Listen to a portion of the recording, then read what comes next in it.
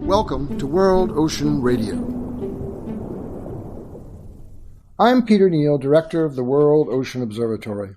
E.O. Wilson, the eminent scientist and ecologist, has suggested that in order to protect the world's natural resources against the challenges of climate change and other destructive phenomena, and to conserve these resources and to allow the biosphere to recover and to sustain the needs of our future population growth, we should set aside some 50% of Earth in such reserves to meet that essential goal. In context of the ocean, this initiative has taken the form of marine protected areas, called MPAs, in an international effort to identify and preserve from harmful practice some of the most fertile ocean places around the world. It is an effort that is continuing and provides a source of optimism and inspiration for ocean conservationists worldwide.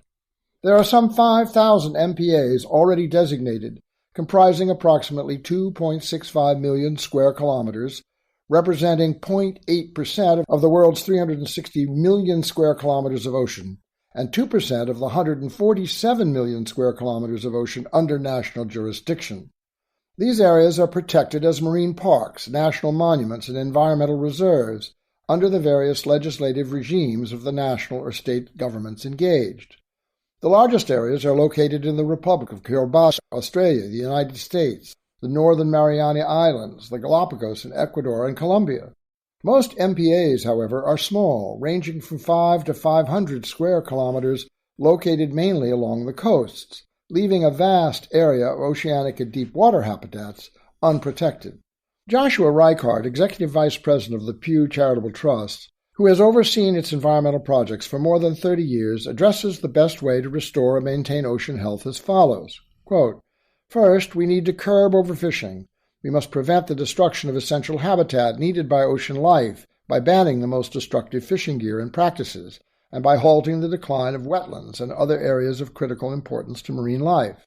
Also essential is to protect the world's oceans that are still relatively pristine. One of the most effective ways to accomplish this is by establishing marine reserves where no fishing and other extractive activities are allowed." Unquote. Not everyone agrees, and there remains both opposition within governments and by marine fishing and mining interests that see such designations as infringement on commercial activity.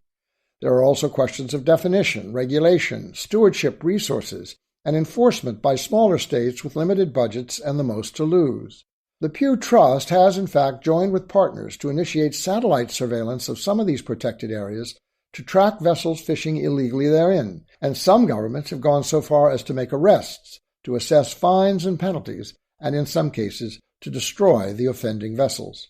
What is to be celebrated about the Marine Protected Area movement is its focus first on the most productive places, where marine species, plants, and animals can find safety, resilience, and renewal. These places are incubators and sustainers of ocean biodiversity. They contain knowledge and potential for our future that we might not know today or yet understand.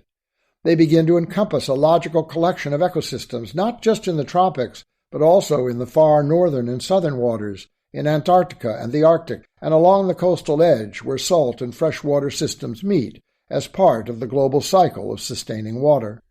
Many individuals and environmental organizations are working hard and long on this effort. Among the many achievements that give us optimism and courage about the future of our natural world and our place within it, surely the collaboration and continuing designation of marine protected areas demonstrates a most collective and engaged success. Less than 1% of the ocean has been conserved to date, a far cry from E.O. Wilson's 50%. But the benefit of every incremental step accrues to each one of us, advances the awareness and logic of our need to conserve ocean resources for family and community, and argues for national and international commitment to such behavior for the protection of us all. We will discuss these issues and more in future editions of World Ocean Radio. World Ocean Radio is distributed by the Public Radio Exchange and the Pacifica Network for use by college and community radio stations worldwide.